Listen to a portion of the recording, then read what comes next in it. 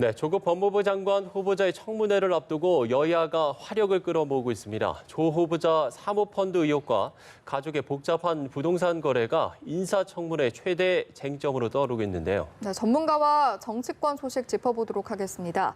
배종호 세한대 교수, 장성호 건국대 행정대학원장 나와 계십니다. 두 분 어서 오십시오. 네, 안녕하세요. 네.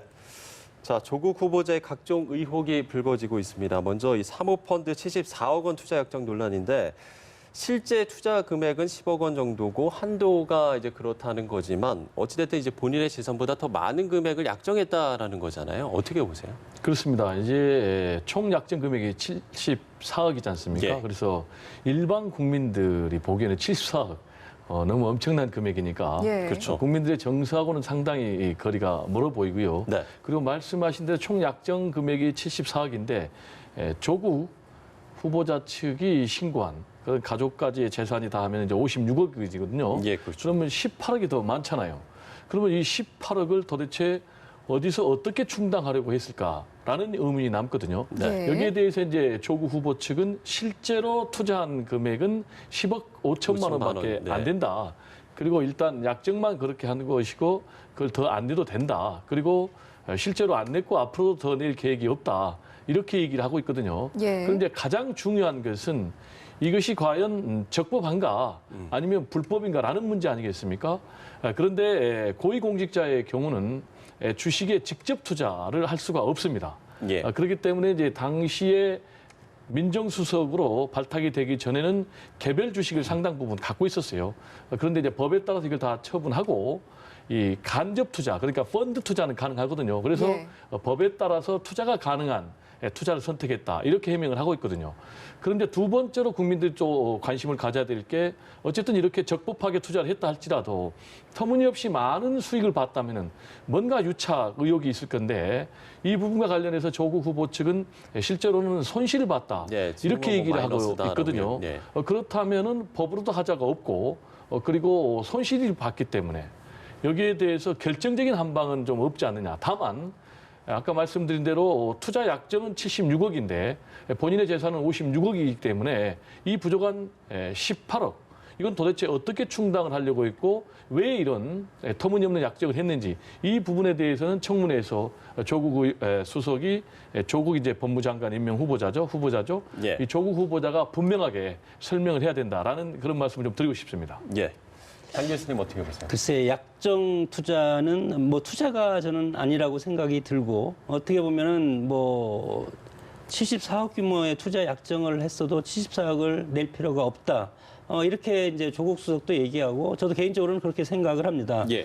지금 재산을 보면은 부인이 거의 뭐 70% 이상 재산을 지금 현금 특히 27억 현금을 가지고 있고 예. 그리고 56억 재산 조국 수석이 후보자가 16억 원, 부인이 38억 정도 이 재산을 여기에다 다 투자한다고 한국당은 이제 주장을 하는 것 같은데 여기에서 약정을 하는 것은 직접적으로 이 74억을 전부 낸다는 것이 아니다 이렇게 조국 수석이 얘기를 하고 있고 그리고 뭐 방금 말씀하신 공직자윤리법상에 이제 이것은 간접 투자고 직접 투자 주식 투자가 아니지 않습니까? 그렇기 때문에 이것은 펀드는 공직자들도 규제를 받지 않는다. 뭐 이런 측면에서 봤을 때는 일정 부분 한국당 입장에서는 무슨 뭐 청와대 민정수석해서 그리고 그동안의 여러 가지 그 가족 간의 여러 가지 자금의 흐름 이런 걸 봤을 때는 부정적인 그런 돈의 흐름이 포착될 수도 있다. 이런 어떤 의혹의 눈초리를 보는 것 같은데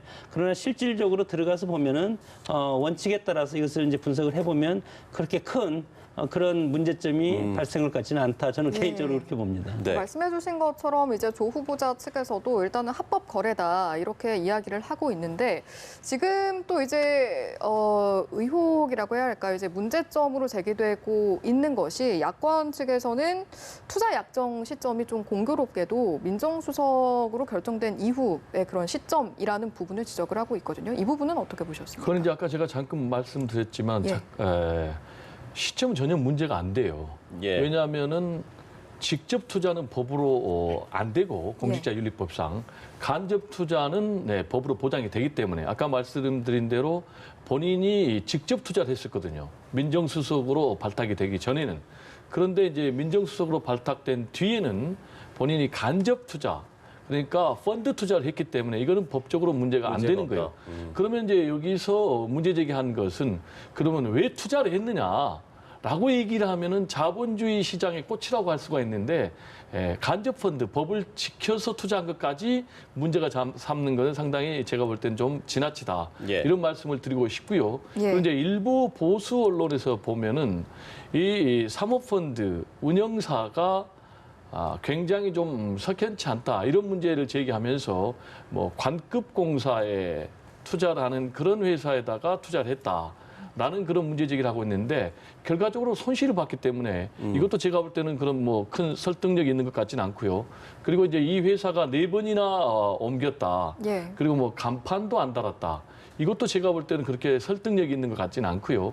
그리고 이 회사가 돈을 거래한 그 상대 회사가 뭐 검찰로부터 수사를 받은 그런 전력이 있다라는 그런 문제 제기는 제가 볼 때는 좀 꼬투리 잡기 위한 예. 그런 보도 같고요. 뭔가 불법적인 결정적인 요소가 나오지 않는 한 이 문제는 그냥 의혹으로 끝날 가능성이 높다 이렇게 전망을 합니다. 예, 일단은 이 사모펀드 투자 논란과 관련해서는 두 분 다 좀 크게 문제가 없다라고 좀 정리를 해볼 수가 있을 것 같고요. 그런가 하면 지금 이 조 후보자 가족에 대한 좀 의혹들도 나오고 있는 상황인데 일단 동생의 이혼이 위장 이혼이다. 또 조 후보자 부인의 부동산 거래도 위장 거래다라는 좀 부분들이 제기가 되고 있습니다. 이 부분은 어떻게 보세요? 뭐 그것도 이제 주광덕 의원이 이거 이제 변호사 출신이기 때문에 예. 이거에 대해서 내밀하게 조사를 해서 지금 공개를 했는데 예. 결국은 조국 청문회가 이제 가족 청문회로 될 가능성이 상당히 크지 않은가 이렇게 생각이 듭니다. 물론 우리 이제 청문회에 대해서 여러 가지 청문회가 본질적인 것을 지금 하고 어떤 여러 가지 그 주변에 있는 어떤 정책 검증보다도 이런 것들에 이제 집중하고 있다는 건데 그러나 이제 공직자는 도덕성이 상당히 중요한 것 아니겠습니까? 예. 그렇기 때문에 후보자는 이런 것에 대해서 명확하게 이거에 대한 국민들한테 해명을 할 필요는 있고 야당은 이런 것들 의혹을 충분히 제기할 수 있다고 봅니다.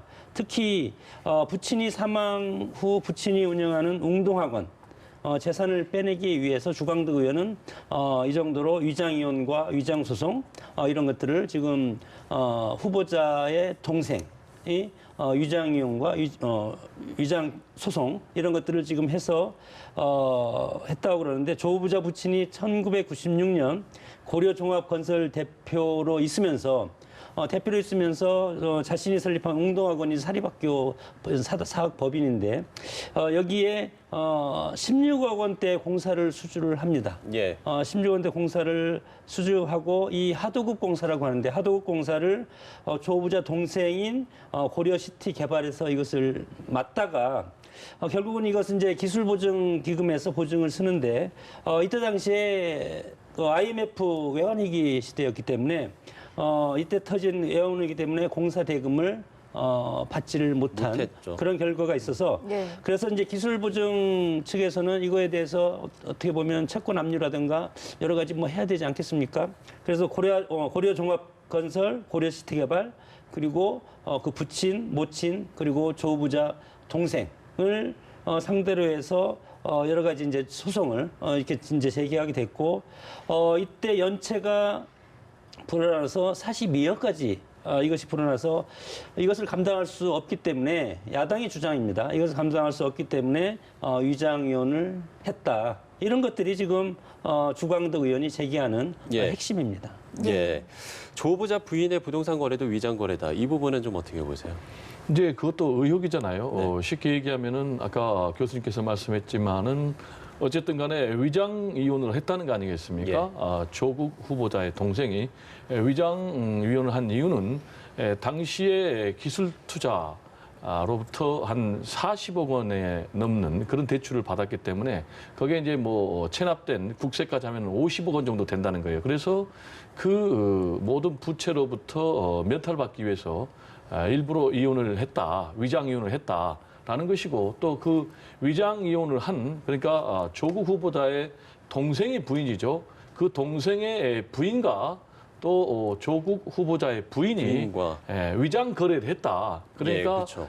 당시에 전세를 준 돈이 2억 7천만 원인데 또 공교롭게도 조국 후보자 동생의 부인이 집을 산 금액이 또 2억 7천만 네, 원이라고요. 그 빌라와 또 금액이 동일하다. 그래서 이제 뭐 그게 똑같기 때문에 일치하기 때문에 예. 그러면은 결국은 돈을 빌려줘서 사실은 집을 산 것 아니냐. 그렇기 때문에 뭐 명의를 신탁한 것 아니냐라는 그런 의혹을 제기하고 있는데 그 부분은 이제 야권의 주장이고 예. 정확하게 법적으로 과연 그게 진실인지는 이제 확인을 해봐야 되겠고 제가 볼 때는 법적으로는 그렇게 어수룩하게 한 것 같지는 않고 예. 어쨌든가 청문회에서 이 부분이 굉장히 중요한 쟁점 중에 하나가 될 것으로 그렇게 전망이 됩니다. 예, 여러 가지 의혹들이 있습니다만 지금 위장 전입 문제도 불거진 상태인데 네. 울산대 근무를 할 당시에 조 후보자 본인과 딸만이 서울로 이제 뭐 한 달 반 정도 잠시만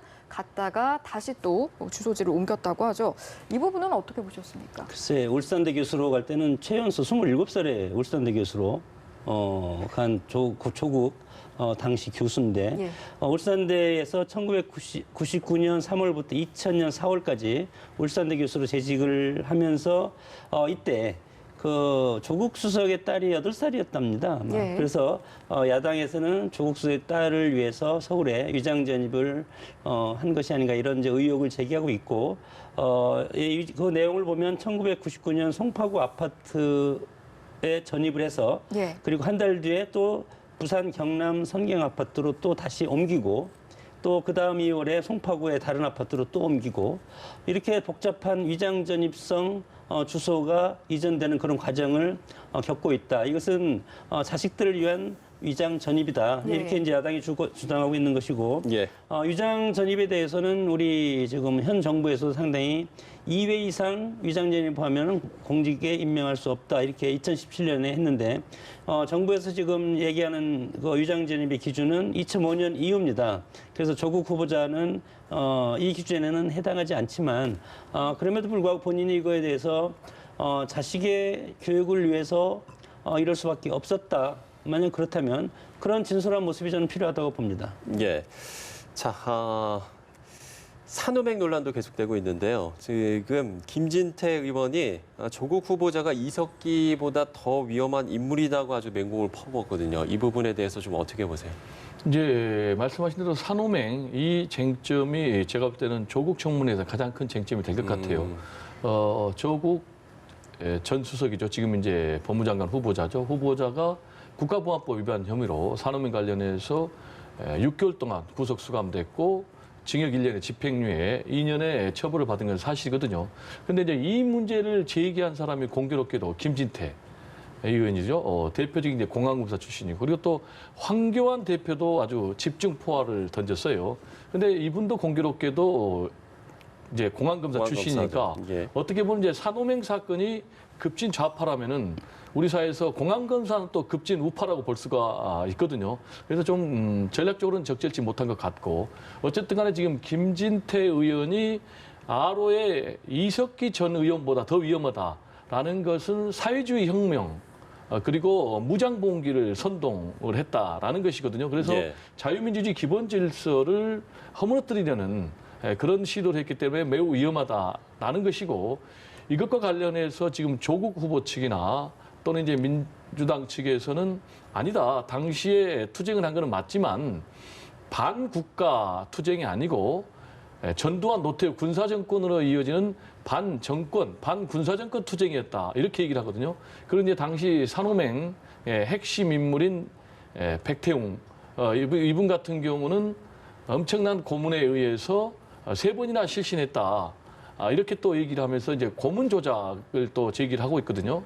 그러면서 민주당 측에서는 이 문제는 이미 사면 복권이 됐고, 예. 그리고 또 엠네스티, 국제 엠네스티에서도 민주화 운동으로 인정받았고, 특히 이명박 정권에서도 민주화 운동으로 이미 인정을 받은 것이다.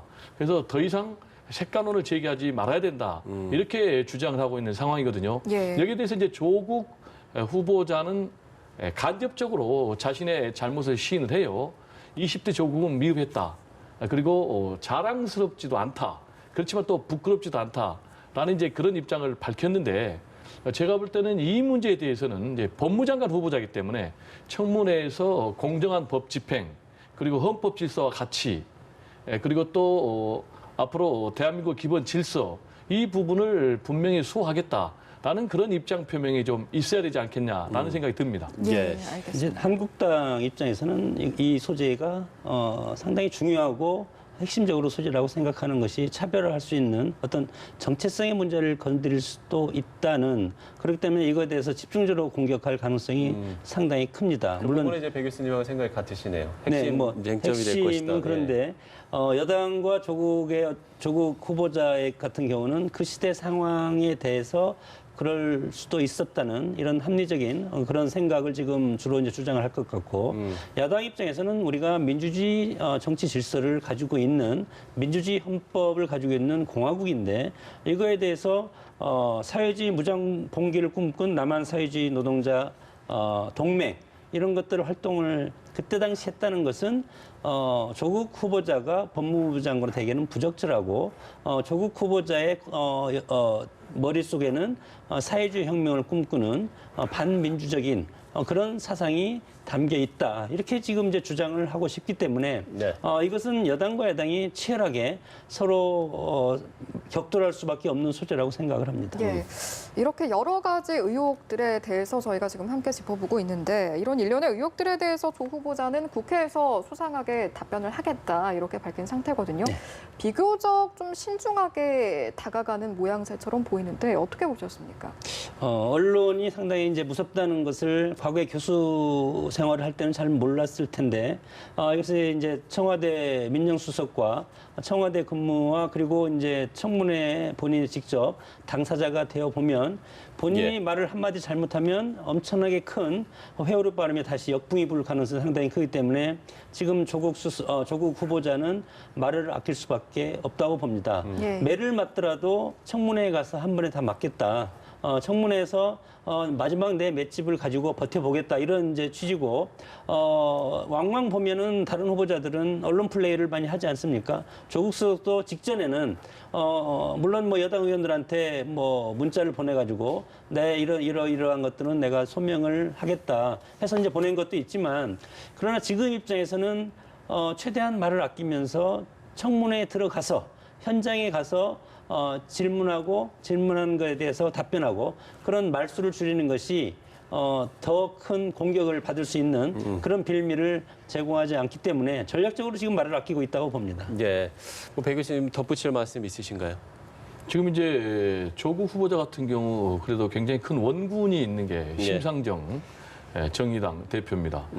심상정 정의당 대표가 왜 중요하냐면은 이른바 정의당의 데스노트라는 게 있지 않습니까? 그래서 정의당의 데스노트에 이름이 올라간 사람 다 낙마를 했는데 예, 정의당에서는 거꾸로 조국은 적임자다라고 지금 응원을 해주고 있어요. 그리고 이제 심상정 대표 같은 경우도 사법개혁의 적임자 그리고 그 의지도 있고 능력도 있다 이러면서 굉장히 옹호를 하고 있거든요.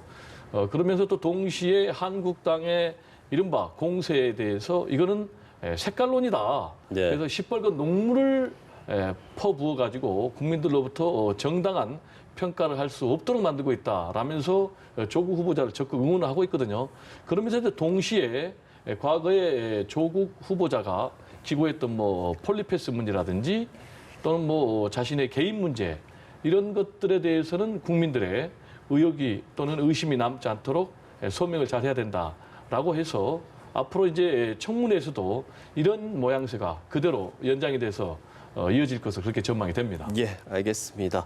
자, 일단 아직 조국 후보자의 청문회 일정은 정해지지 않았습니다만 앞으로도 좀 계속해서 관심을 가져봐야 될 것 같습니다. 자, 주제를 바꿔보죠.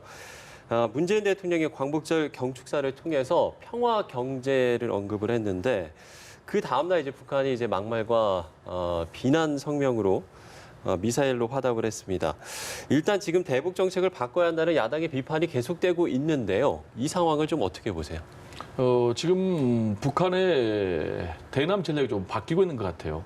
기본적으로 이제 북한의 대남 기본 전략은 통미봉남 아니겠습니까? 그렇죠. 미국하고 통하고 남한을 봉쇄하겠다라는 것이었는데 최근에 남북 관계가 굉장히 밀월 관계 가면서 이제 우리끼리 하자. 라고 강력하게 주장을 했지 않습니까? 그러다가 다시 최근에는 이제 선미, 후남이라고 그래가지고 미국을 먼저 상대하고 그리고 남한을 나중에 상대한다라고 했는데 다시 신통미봉남이라고 그래가지고 다시 과거의 통미봉남의 연장선상으로 돌아가는 그런 느낌을 주고 있어요. 예. 그러면서 동시에 이번에는 이제 문재인 대통령의 8.15 경축사에 불만을 나타낸 거라고 봐야 돼요. 왜냐하면은 뭐 금강산 관광이라든지 또는 개성공단 재기라든지 이런 부분에 대해서 문재인 대통령이 뭔가 적극적인 방법론을 내주기를 기대를 하고 있었던 것 같아요. 그렇지만 이걸 안 하고 남북 간에 뭐 합동 군사훈련을 한다. 그리고 남한이 이제 뭐 앞으로 5년 동안 290조 원을 투입해서 군비를 증강을 한다. 이런 것에 이제 굉장히 반발을 품고 지금 맹비난을 퍼붓고 동시에 지금 또 미사일 2발을 발사했지 않습니까? 예. 벌써 올 들어 8번째인데 8번째죠. 그러면서 이제 가장 안타까운 것이 앞으로 남북 대화 단절까지 시사하는 그런 발언을 했단 말이에요. 조평통이라는 북한의 공식 기구가 이런 걸로 봐서 앞으로 북한은 우리 남한과 상당히 경색된 그런 관계를 장기화할 것으로 그렇게 우려가 되고요. 그러면 중요한 것이 과연 이런 게 북한에 도움이 되느냐의 문제거든요. 예. 그렇지만 지금 아시겠지만 결국은 문재인 대통령이 힘을 갖고 남북관계 그리고 북미관계를 견인했기 때문에 남북미 정상이 판문점에서 역사상 처음으로 회동을 하는 그런 일도 있었고 북한의 최고 지도자와 또 미국의 최고 지도자가 70년 만에 처음으로 만난 이런 역사적인 일이 벌어졌지 않습니까? 그래서 결국은 이 남북관계하고 북미관계는 수레의 양바퀴다. 그래서 한반도가 결국은 평화체제를 구축해야만이 대북제재도 해제가 되고 예. 북한의 경제 살리기도 가능하기 때문에 북한이 지금처럼 계속 어깃장을 놓을 것이 아니고 남북이 함께 교류하고 협력하고 힘을 합쳐서 평화체제를 구축하는 대로 가야 된다. 그럼 이제 동시에 우리 문재인 정부도 전략적인 좀 인내가 필요하다. 굉장히 지금 어려운 시기가 장기화 될 것으로 전망이 되지만 그럼에도 불구하고 전략적인 인내심을 가지고 더욱더 남북관계 그리고 북미관계를 추동해 나가는데 큰 역할을 해야 되지 않나 이런 생각이 좀 듭니다. 예. 이제 북한의 이제 미사일 계속 발사는 지금 트럼프 대통령과 협상과 별개로 한미 지휘소 훈련을 하는 그 틈을 타서 새로운 신형 미사일을 발사하고 실험을 하고 있다고 봅니다. 예. 다만 북한이 이렇게 하는 정치적인 미사일 발사하는 장면을 보면 여러 가지 정치적 효과를 누리는 것은 맞다. 다만 지금 이렇게 했을 때 우리 문재인 대통령이 한반도 평화 프로세스 그리고 평화 경제 이런 것들이 상당히 여러 가지 어려움을 봉착할 가능성이 상당히 큰 것이 상당히 문제고 방금 말씀하셨지만 통미봉남이 현실화될 가능성도 있다고 봅니다. 지금 미국 북한의 김정은은 일단은 미국의 트럼프와 협상 상대로 맞서는 데는 성공을 했다. 다만 앞으로 이렇게 미사일 또 강공 전략으로 나가는 것을 앞으로 북핵과 관련해서 미국의 강경 정책을 봉쇄하고 뭐 여러 가지 있지 않습니까? 그런 것을 봉쇄하고 그리고 앞으로 협상에서 유리한 고지를 점하기 위해서 하는 전략적인 그런 스탠스로 지금 미사일 발사를 하고 있고 이 와중에서 과연 우리가 어떻게 해야 될 것인가. 지금 김정은은 미국과 상대하고 싶은 것 아니겠습니까? 그렇기 때문에 여기에서 우리의 어떤 스탠스, 외교 안보적인 그런 위치에서 우리가 한반도에 어떻게 보면은 북한과 우리가 당사자다. 이런 것들을 우리가 외교적으로 해서 이 지평에서 맞서야 되는데 지금 미국은 북한의 핵을 완전히 없애기 위한 거기에만 골몰하고 있고 그리고 북한에서 미사일이지만 400km 정도 날아가면 이것은 뭐 괜찮다. 왜냐하면 ICBM급만 아니면 괜찮다. 이런 시각으로 지금 보고 있기 때문에 상당히 우리의 어떤 외교적인 전략이 앞으로 더 다듬어야 될 필요가 있다고 봅니다. 네, 두 분 모두 일단은 전략적으로 접근을 해야 한다. 그리고 특히 배 교수께서는 전략적인 인내가 필요하다라는 말씀을 해주셨고요. 이번 주제는 여기서 마무리 짓고 마지막 주제로 넘어가 보도록 하겠습니다. 민주평화당 탈당 사태에 대한 내용인데 어제부로 공식적으로 분당이 됐습니다.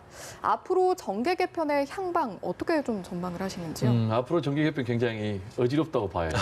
네. 당장 이름은 이제 대한정치라는 이름을 내세웠지만 과연 대안에 정치 세력이 될 것인가라는 부분은 회의적이에요. 예. 그 자체로 독자적인 세력을 추구하기는 어렵고 결국 이제 대한 정치 세력을 만들기 위해서는 바른미래당의 손학규 대표라든지 또는 국민의당 호남 중진들하고 합쳐져야 되거든요. 그런데 지금 바른미래당이 쉽게 분당이 될 것 같지는 않아요. 왜냐하면은 거기에 재산 다툼이 있거든요. 한 100억 정도 있거든요. 그러니까 오신환 사무총장 같은 경우는 내심으로는 손학규 대표 측 당신들이 먼저 나가라. 그래서 지금 퇴진을 요구하고 있는 거예요. 그렇지만 또 손학규 대표 측은 오신환 또 유승민께 당신들이 나가라 이렇게 얘기하는 거예요. 이게 이제 명쾌하게 정리가 돼야만이 제3지대에서 지금 민평당 대한정치 세력하고 다시 합쳐서 다음 단계로 나가야 되는데 그 부분이 좀 쉽지 않기 때문에 상당히 오랜 기간 지금과 같은 지지부진한 모습을 보일 수밖에 없고요. 그러면 이제 장기적으로는 어떻게 될 것인가? 제가 볼 때는 장기적으로는 결국은 범보수, 범진보로 묻힐 가능성이 상당히 높다. 예. 왜냐하면 당장 현재 황교안 대표를 중심으로 하는 한국당은 이대로 가면은 오는 총선에서 상당히 실패할 가능성이 굉장히 높아요. 지금 여론조사를 해보면은 매우 지지율이 저조해서 당초에 뭐 한 30% 같지만은 다시 10%로 추락을 했거든요. 네. 즉 이 얘기는 뭐냐면 이 상태로 가면은 이번 총선에서 필패한다. 그럼 4연패가 되거든요. 예. 그렇게 되면은 황교안 대표의 앞으로의 대선 주자로서 입지조차도 흔들리기 때문에 뭔가 변화를 꾀해야 되고 그 변화는 이제 범보수 세력을 연대하는 것인데 그러려면 결국 이제 바른미래당의 유승민계하고 합쳐야 되는 거예요. 그러면 이게 합쳐질지 그리고 합친다면은 합당이 될지 연대가 될지 이 형태도 굉장히 복잡하고요. 예. 그다음에 이쪽이 그렇게 움직이면 민주당을 중심으로 하는 범진보 세력도 같이 움직일 수밖에 없다. 그러나 제가 말씀드린 대로 상당히 오랜 시간이 걸리고 그다음에 뭉친다고 해도 어떤 형태로 뭉칠 건지가 굉장히 불확실하기 때문에 예. 지금과 같이 굉장히 복잡한 그런 정치권의 양상이 장기화되는 그런 전망이 저는 예상이 됩니다. 예, 네. 복잡한 양상이 장기화될 것이다라고 네네. 말씀을 해주셨고 우리 상 교수께서는 어떻게 보십니까? 뭐 총선과 대선은 차원이 다른 선거고 내년 4월에 총선이 있지 않습니까? 총선은 지역과 이념 패권 구도로 갈릴 수밖에 없습니다. 다만 대선이 있을 때는 지역과 이념을 다시 하나로 묶는 과정이 또 필요하고 2단계 정계 개편이죠. 예. 예. 지금은 1단계 정계 개편이 시작됐다. 1단계 정계 개편은 지역을 중심으로 해서 여기에서 대한정치라고 했는데 여기서 대한정치라는 것은 각 당의 전략적인 지역이 있지 않습니까? 네. 과거에 민주당 같으면 호남, 한국당 같으면 뭐 TK, 뭐 이런 식으로 PK는 지금 서로 혼재하고 있고 이런 상황에서 그 지역의 맹주를 가리는 것이 총선의 의미라고 생각이 들고 예. 이런 상황에서 봤을 때 2004년도에 꼬마민주당이 7석이었습니다. 현재 이낙연 총리도 그 꼬마민주당 7석 중에 한 분이었는데 예. 이 꼬마민주당이 그다음 지방선거에서 전국을 호남을 석권했습니다. 예. 이런 것들이 지금도 이런 지역 패권이 다시 생겨날지는 의문이지만 그러나 정치인들은 어느 정당의 어떤 텃밭이라는 인식이 상당히 강하지 않습니까? 이런 상황에서 내년 총선이기 때문에 호남은 호남대로 어떤 부류의 어떤 정치 세력이 여기는 우리 땅이다 이런 식으로 해서 의석수를 확보하려고 노력을 할 것이고 여기에서 서로 합하기는 상당히 어렵다. 각계약진에서 승리를 한 다음에 나중에 대선 가서 2단계 정계 개편을 할 수밖에 없다. 보수당도 마찬가지입니다. TK나 PK 지역에서 저는 각계약진을 해야 된다고 봅니다. 그리고 나서 우리가 이제 양당 정치 보수 진보였던 양 프레임에 익숙한 예. 그런 정치 문화이기 때문에 다음 대선 때는 보수와 진보가 또 일대 격전하는 그런 선거이기 때문에 지금의 이런 분화 과정을 보면은 총선용 분화다. 1단계 정치 정계 개편의 시작이라고 보고 예. 결국은 총선이 끝나면 이제 뭐 대선 1년 반, 2년 남지 않았습니까? 그러면 비로소 이제는 이념과 이슈를 놓고 2단계 정계 개편이 이루어지리라고 생각이 듭니다. 예, 그럼 총선 전까지는 어떤 범보수, 범진보로 이제 그런 진영으로 될 가능성은 좀 없다라고 보시는 건가요? 뭐 저는 뭐 그렇게 될 필요도 없고 일단은 각계약진에서 승리를 하고 총선 결과는 민의 아니겠습니까? 네. 국민의 존엄한 심판을 받아서 각 당의 어떤 정치적 역량이 정해지면 그러면 뭐 예를 들어서 한 당은 100석이고 한 당이 10석이면 예. 10석이 100석한테 흡수하게 돼 있습니다. 이것이 이제 2단계 정계 개편으로 이어질 가능성이 크다고 봅니다. 네. 그러니까 이제 1단계 정계 개편도 2단계 정계 개편으로 분석을 해주셨는데요. 어떻게 보세요? 이제 중요한 것은 그 시점인데요. 제가 볼 때는 총선 전에 정계 개편이 이루어질 가능성이 상당히 남아 있다. 아까 말씀드린 대로 이 상태로 가면은 살아남을 수 없는 의원 정당들이 많이 있기 때문에 예. 그래서 사실은 지금 민평당에서 10명 이상이 이탈해서 대한정치 세력을 만든 거예요. 그러면은 언제쯤 이루어질 것인가? 그 이합 집산이 제가 볼 때는 빨라야 내년 2월 말쯤 완성이 될 가능성이 높다. 총선 직전이네요. 직전이야. 네. 그리고 어쨌든 간에 지금은 야권, 특히 이제 범진보 야권, 민평당에서 분화돼서 시작된 것으로 보이지만은 결국은 범보수로 뭉치지 않으면은 이쪽에서도 뭉치지 않는다. 그게 무슨 얘기냐면은 만약에 보수 세력이 하나도 뭉치지 않고 현재처럼 한국당, 뭐 우리공화당 뭐 이렇게 질이 멸렬돼 있으면 민주당 입장에서는 이 구도로 가는 것이 총선에서 가장 좋거든요. 예. 그래서 궁극적으로는 이거는 범진보 쪽의 정계 개편이 아니고 범보수 쪽의 정계 개편이 이루어져야만이 거기에 상응하는 정치권의 정계 개편이 완성이 된다. 저는 이렇게 전망을 예, 합니다. 알겠습니다. 제가 잠깐만 아주 짧게 네, 그러면, 잠깐 네. 이야기하면 민주당에서 예를 들어 평화당 의원을 받는다면 내부에서 손해될 부분도 상당히 있습니다. 그렇기 때문에 내부에서 이것을 받으면 안 된다는 반대세력이 상당히 있을 수 있고, 그리고 어느 두 장의 총선전에 합쳐놓으면 양당의 후보들이 5명, 6명 있습니다. 위원장 있고 현역 있고, 그러면 이 교통정리하기가 상당히 어렵고, 오히려 이렇게 합쳐놓으면 정치적 분란만 더 가중시켜서 당이 혼란 속에 빠질 수가 있기 때문에 총선전에는 가급적 합치지 않는 것이 저는 어느 각 정당을 위해서 예. 합리적인 선택이라고 봅니다. 네, 두 분의 분석이 알겠습니다. 맞는지 한번 지켜봐야 될 것 같습니다. 네. 자, 배종호 세한대 교수, 장성호 건국대 행정대학원장과 이야기 나눠봤습니다. 두 분 말씀 고맙습니다. 고맙습니다. 감사합니다.